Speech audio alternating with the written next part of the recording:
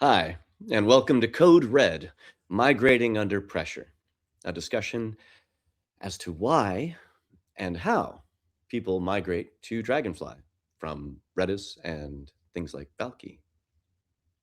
My name is Owen Taylor, and I'm a principal solution architect here at Dragonfly. So, first of all, why Dragonfly? Dragonfly exists as a drop in replacement for Redis. It's wire compatible to Redis and API compatible to Redis, and was built to be more efficient than Redis. You'll notice that Redis tends to be deployed across lots of little instances. And the reason for that is the data access component of Redis is single threaded, which means to accommodate more throughput, you need to scale. And to scale, you need to start another instance. With Dragonfly, we built it from the ground up in C to be multi-threaded so that one instance with many cores can actually address a high level of throughput, millions of operations a second. The other reason is if you want to scale for volume. So if you have a lot of data, you tend to want to put that across a lot of individual instances of Redis.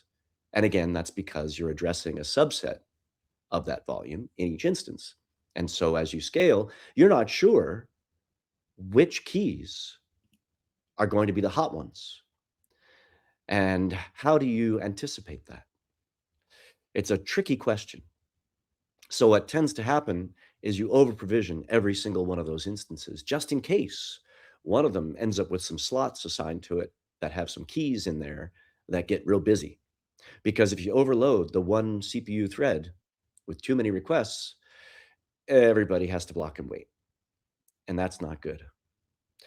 So, when you deploy to traditional Redis and Valkey type Redis implementations, you will see a lot of waste as people over provision their memory and over provision the types of machines to accommodate the data set and their expected peaks of usage. And we do see this in the wild, and this is a common issue, is that you're paying for infrastructure you don't need. Dragonfly, on the other hand, is extremely efficient. It takes advantage of all the cores that are available on a machine to which it's deployed, and that single process can handle multiple threads and lots more throughput. And because of the way it manages memory, it can take advantage of more of the memory. So you actually get a benefit on that side as well. There's also differences in terms of network traffic and the way that's managed. When you have a lot of little instances, they all have to talk to each other. And any one of them might flicker in and out of availability. And that means that your total availability, your surface area for that application, is at greater risk than if you have a smaller number of nodes.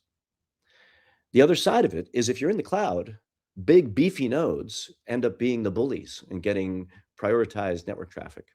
And so by running larger instances that scale up, taking advantage of those multiple cores and all that RAM and the collocation of all the keys you might need to fetch in any one particular multi-key style request, you also end up being the bully in the cloud and get preferential treatment in terms of maintaining your throughput on the network. And Dragonfly is compatible with Redis, as mentioned. So that means any language you're coding in, any library you're using where you've used Redis before, you can continue to use against Dragonfly. And it's useful for all the new agentic workloads, as well as things like feature stores, caching, deduping, rate limiting, leaderboards, event management, if you're doing microservices, searching, vector, semantic search, full text search, and so on. And we offer a managed service on Amazon and GCP and Azure. And you can also run it within your own cloud with our assistance. And you can also run it using our Kubernetes operator. So again, calling out the fact that traditional Redis is single threaded in terms of the piece of it that accesses data. And that means that if something goes wrong, if it gets blocked while it's waiting on IO to the disk and doing a backup, if it gets blocked because of some big key that it has to process, everybody else waiting in line for that one thread is also blocked. And it creates this wave of latency that has to be overcome. We are multi-threaded. That means that if one lane gets blocked for any reason, the other lanes continue to serve as traffic. It's pretty common sense. Requires some clever coding, which our team has implemented. So now who's benefiting? There's a company called ShareChat, huge company out of India, big social media company. And what they found was their business was in trouble because they kept having instances of their in-memory cache flicker in and out of existence and availability. They were getting noisy neighbor problems, and they were spiking the single CPU cores that were servicing the data layer on each of those instances beyond their limits and causing huge latency spikes and even unavailable nodes. So they switched to Dragonfly and discovered that they could save 40% of their costs and do better in terms of serving their customers. Instacart, somebody you may have heard of, their code red situation was they needed a higher ceiling. They needed to be able to handle 100 million operations a second under peak load and to service over 20 terabytes of data in memory. That's so that they could serve ads all over the world in real time against all possible sessions that were going on that they were involved in. And they could not achieve that level of throughput with any cost effectiveness nor any reliable level of service without using Dragonfly. So they switched and they were able to reduce the number of nodes that they deployed from 380 to 100, which was an 80% cluster reduction in size. And their P99 latencies have gone down by nearly 50%. We excel at reducing your tail latencies because of our multi-threaded implementation and the nature of our memory management. We just do it better. Here's another one. A company called Sharp App serves up betting odds. So if you're betting on a soccer player running down the field and kicking a ball a certain number of meters and he stubs his toe, does your app update fast enough for you to take advantage of that information and win more money? Or did your neighbor get access to that information before you did? So when you're serving hundreds of thousands of simultaneous users in real time and adjusting odds in real time, it matters when you can go from over 200 milliseconds per request to under 30. And that's what SharpApp discovered they could do by switching to our platform. Two more quick stories. Misho migrated from Redis to Dragonfly, cut their latency by 50% and their cost by 60%. So if you're in the retail space, you may find similar results. And Abusix, a company that handles real-time threat intelligence, saw a 15 times performance gain by switching to Dragonfly. And we see that level of an order of magnitude of benefit very commonly with our customers. Again, without spending more money, sometimes with saving money at the same time. So if you're going to migrate because you're in a situation where you have to, or your business demands it, or you really want to save some money or get to the next level, you got to plan a little bit. So some of our customers will find they have hundreds of databases and hundreds of apps. And to migrate takes a bit of planning.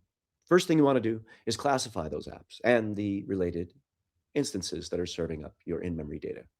Find out if that data is something you can forget about and just start over, or if it's something that matters a great deal, is persisted, and you need to retain that from one deployment to another. So figure that out. The other thing you want to figure out is what commands are being invoked, because there are a few edge commands that are not supported or supported in a different format by Dragonfly. So run a command like info command stats and take a look at our compatibility matrix and make sure that you're not doing anything extraordinary. And most of our customers don't find that. We find transitions are actually really simple, but it's good to check. And then you want to pilot the most complicated and biggest, hairiest deployment you can. And in that way, you reduce your risk for all the other deployments. And you also really see the benefit. The bigger your deployment, the bigger the benefit that you're going to see. When you save $500,000, it really matters. When you save half of a dollar, you may not notice so much. So go with the big one and prove that it works and find all the edge cases out of the box. And then you have our attention and we can help you too to do that. Work with our team. And once you've figured out that you've got your biggest deployment working, then you want to set up the data so that you're maybe writing to the old system and the new system in parallel, so you can do an easy cutover.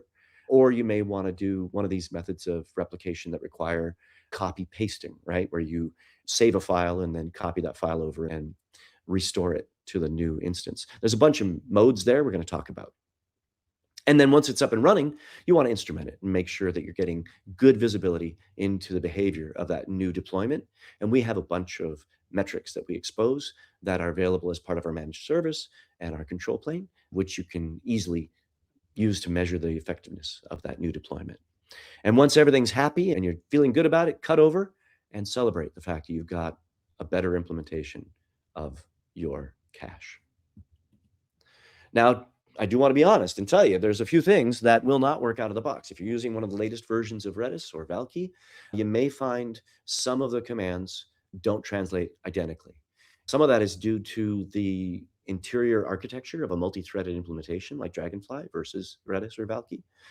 Those are really administrative commands that if you're using our managed service won't impact you at all. But then there's also a few data types and modules that were available with Redis, things like Redis Graph, time series that we just don't support. And then other ones like the probabilistic or Bloom filter module. We support Bloom. We're going to have support for cuckoo filters in a couple of weeks. We have support for count min sum. T-digest we don't support yet in that module.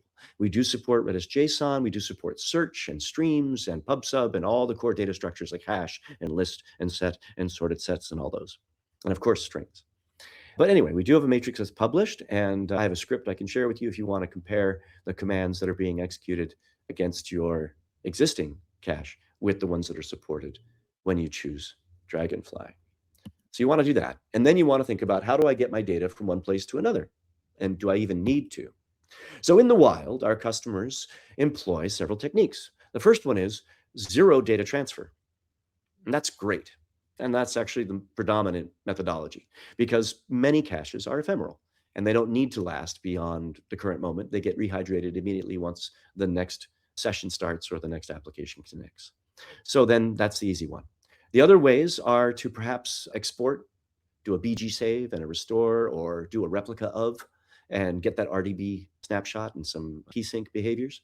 The other way, of course, is to use a tool like Riot, which is an open source framework that came out of Labs a few years ago, and Redis Shake, which comes from Alibaba.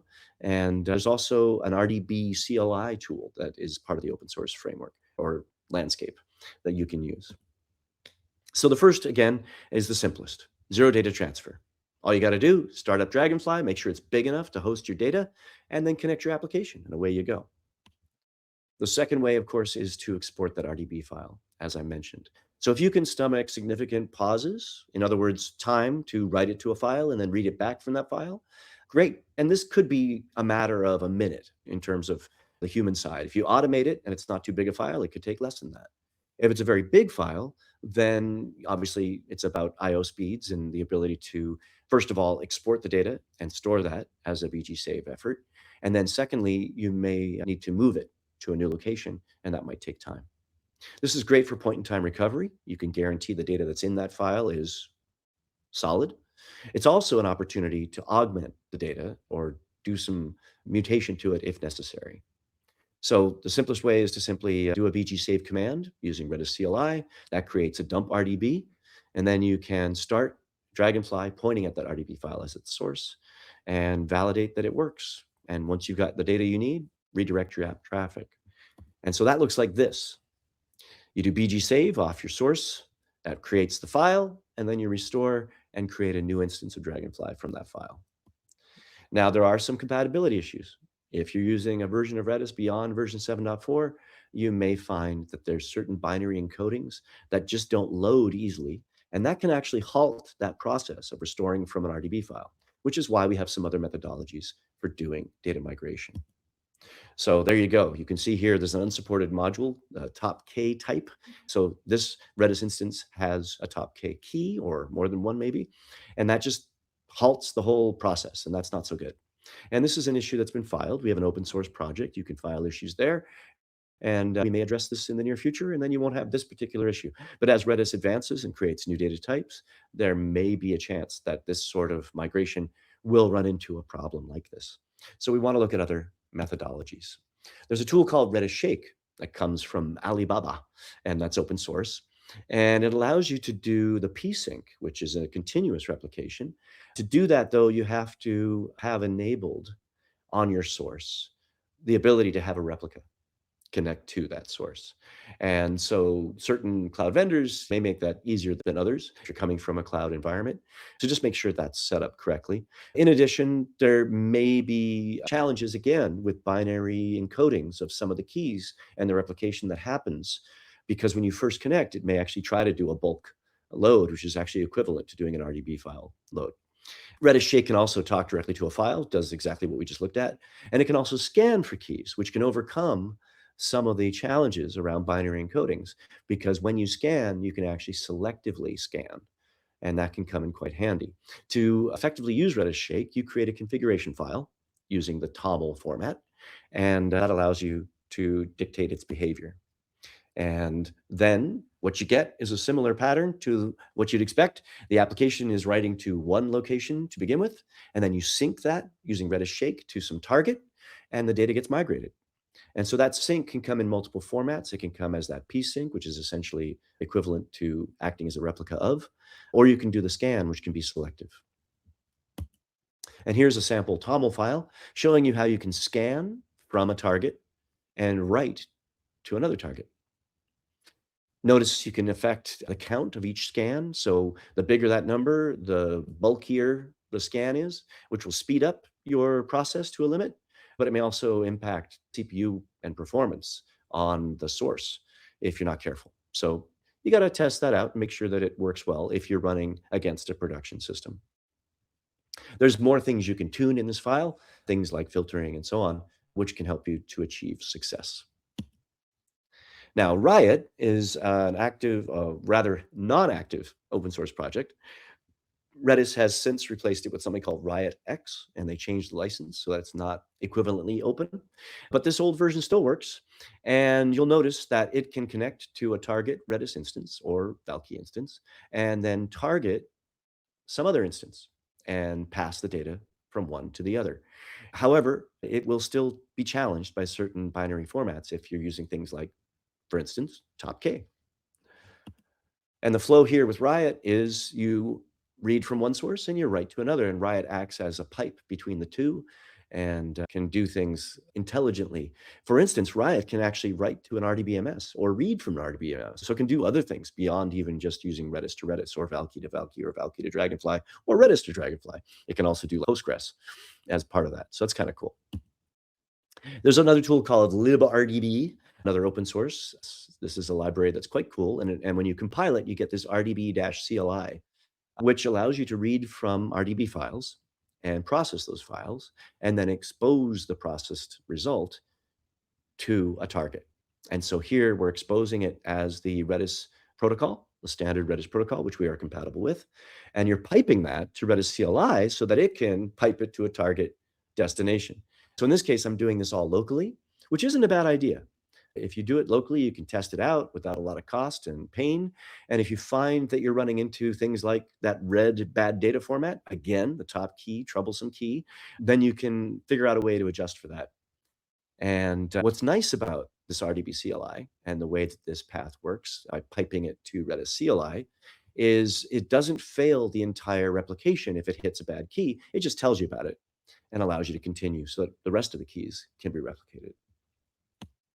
And the flow here is you're reading from a RDB file and you're piping it to Redis CLI, which then pipes it to your target destination. And if the target's in the cloud, that works too. You just have to make sure that you provide the target host port, whether it's using a secure connection and the password and so on. And we are using the pipe target to batch those commands, which is good for traveling across distances. So let's take a look at an application that uses a bunch of different data types and needs to be migrated from a local Redis instance to something in the cloud. So we're able to keep our JSON objects, our strings, our hashes, our sets, our sorted sets, our lists, our streams, because those are all easily migrated from one database instance to another. And the binary protocol is compatible as it's being migrated using any of these tools. The one exception actually is Redis Shake. Redis Shake does not have support for the JSON module yet. So that's something that needs to be implemented. But the other tools all handle that quite well. What none of them can handle is top K. I haven't tested CMS, but I suspect it'll have the same challenge around binary format because it's a relatively unknown implementation. And then for things like Bloom or cuckoo filters, there's no way to extract the information out of them. They're obscure. They give you probabilistic outcomes. And once you put a key in, it's like a black hole. You never get it back.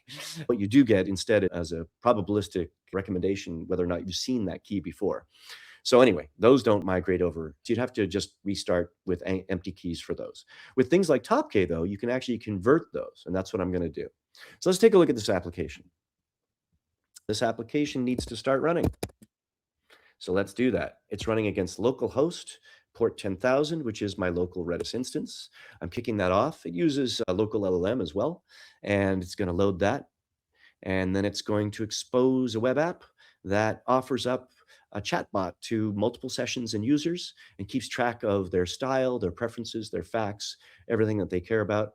And so now that's available. Let's take a look at how that looks online. There it is. And so we can see that this gives us multiple existing users, and we can go ask about the users, and there's their individual sessions, and we can resume a session, and we can say to the session, what do you know about me? And it's going to go and look and see if it knows something about this user. And while it does that, let's make sure that it's actually working. If we go here, we can see our local GPU, which is spending some time. You can see the big bar at the top right is working pretty hard as it invokes the local LLM agent as part of the agentic harness that makes up this application. So anyway, once it's done processing the request, it'll spit out some tokens, some text, and give us a nice response, we hope. And that will show up here. So this is basically just me demoing an application that happens to be agentic in nature, and it's keeping all of the checkpoints and memory and semantic search and all that stuff in Redis, which is cool. And that Redis instance is running locally, and I can actually take a look here and see those keys. This is what makes up this application. I can actually notice that it's using various search indexes. And if I look in the semantic cache, I can search for story, and then I can see that I've cached several different interactions. So Redis is busy acting as the backend store to keep the state for this application. And you can see this application now returned, and everybody's happy. So that's what goes on there. And if we take a look at the root of this application, we'll see our troublesome top K keys being used to report on how expensive each user session is across lifetime of the application, across this month, this day, and so on. And so that's interesting statistical information, and that's why TopK was used, because it does a good job of doing that. So we'd like to retain that if we migrate the application from our local Redis to some target in the cloud. What's going on in the cloud? Let's take a look. We have a data store that is my target. And if I look with this interface at the database size of that data store, we see there's 0 keys in that data store. So we need to migrate the data. We're going to have to move it from one place to another. So let's go ahead and do that. And to do that, we're going to go to a different window and hope that I hit the right one. Let's see. That's not it. I've got a few different windows. There we go. So this one is going to fire off the local transformation of one database to another. Again, I have multiple possible implementations. This is expecting a local dump file. So I should really dump the file. Let's go in here and issue BG save. This is our local instance. So now we've done the background save of our 60,000 keys plus that are here. And we're going to go in here and we're going to use that as our source and target the cloud as our destination. We're going to copy all that data out of the RDB file and publish it to the cloud. So there it goes. And you'll notice that there's 32 or so top K keys that report this bad data format. It doesn't interrupt the ability to get all the other data, but it does prevent us from having those statistics. So we got to figure out a workaround. Let's take a look at the application. We're still pointing at our local instance. Let's go into the cloud and see what's going on there. We'll stop this instance. We'll turn on TLS is true, and we'll target our remote Dragonfly. So now that same app is starting up, and now it's hitting the remote instance running in the cloud, and it's spinning up our local AI agent on my laptop still. I should probably figure out a way to do that in the cloud too.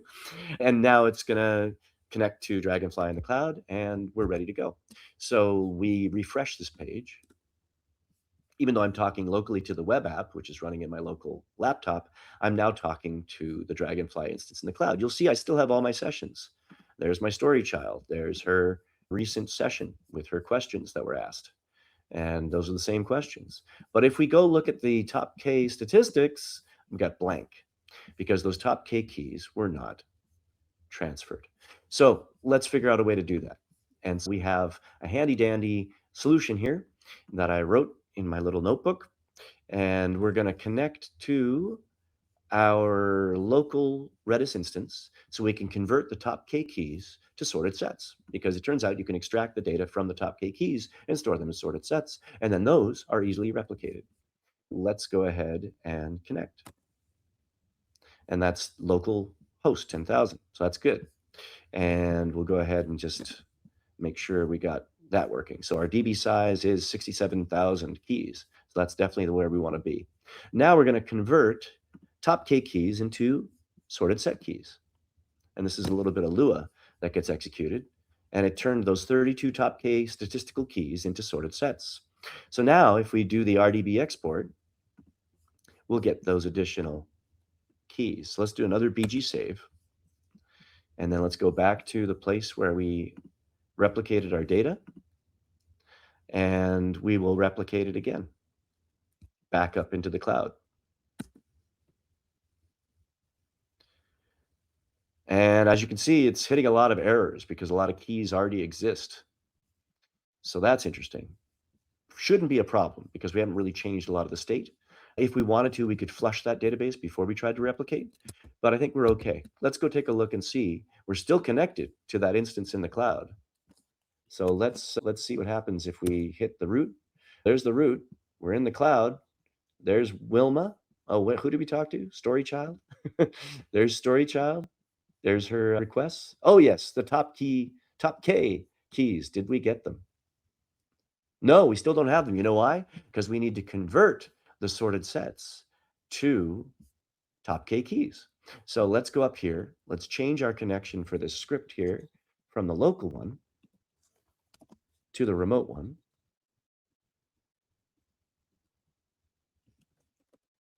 And restart our kernel so we're connected to the right place. There we go. We've connected there. We've got 67,000 keys. That's the place we're talking to. And now we want to do the reverse of our Lua script. We want to turn those sorted sets into top K keys. So that way we can do that. Successfully restored 30 top K keys from sorted sets. So that's pretty cool. And there were 2 that already existed, so those didn't get converted.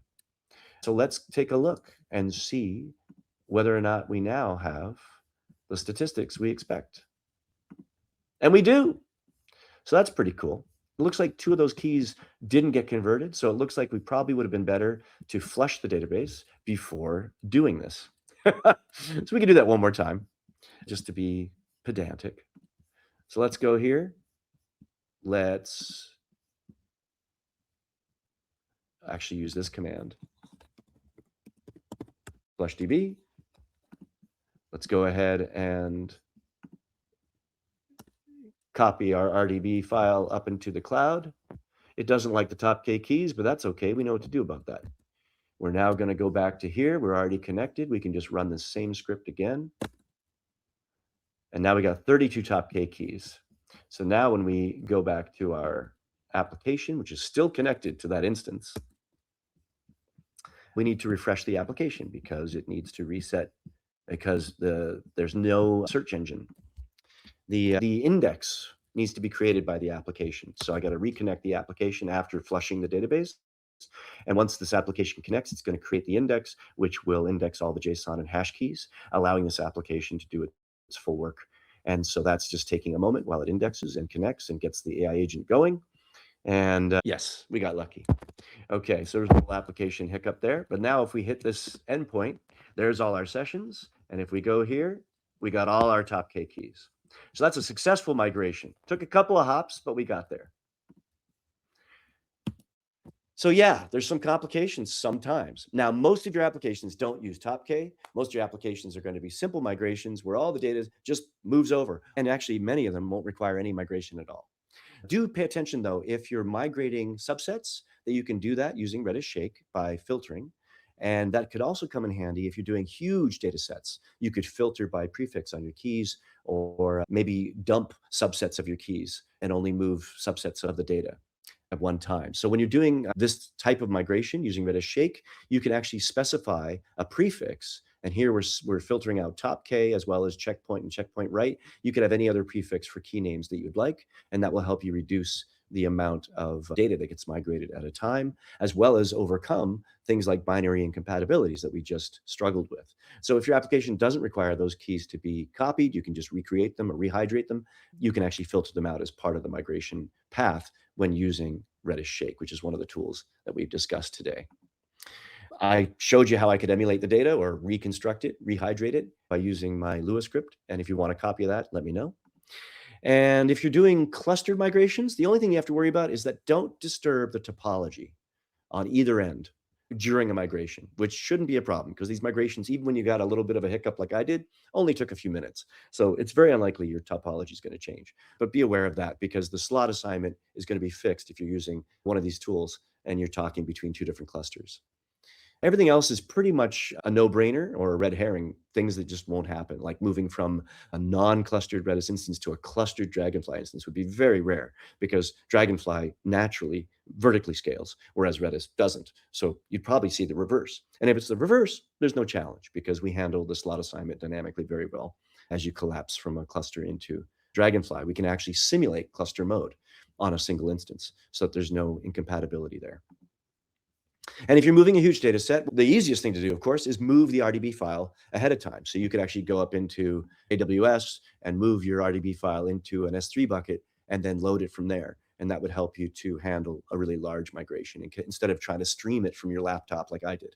The other way to do it, of course, is to break it up into separate migration efforts by filtering by prefix of the key. And so there's an example of how you can do that using the various key filters where you have an asterisk that's prefixed by some namespace or prefix.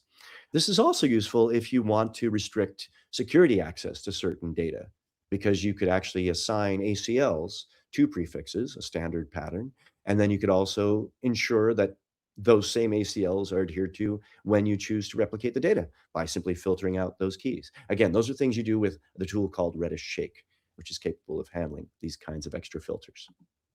All right, you want to migrate? You got a code red. You don't want the code red to impact your business, so make sure you can do this effectively. First of all, classify your workloads. Make sure you understand if it's ephemeral and you can just throw it away, or if it's complex and big and you need to think about it and maybe look at the commands. Figure out which tool is going to satisfy your needs best. Are you simply going to copy an RDB file? Are you going to try and do a replication in real time and keep that synced over time and then cut over in real time using some kind of proxy layer? Or are you going to do something where you filter out certain keys, like using Redis Shake? All these different choices exist, and we're happy to help you. Reach out to us. You can contact us on Discord or by sending us a note through the website. We have a contact us link there, and you can scan this QR code to get that same link. We also recommend that you always take this effort seriously and move your heaviest workloads first so that you run into any problems early in the process when you still got energy and motivation, and we're there to help to make sure that it's a smooth transition. Thank you for your attention today. And that concludes our session.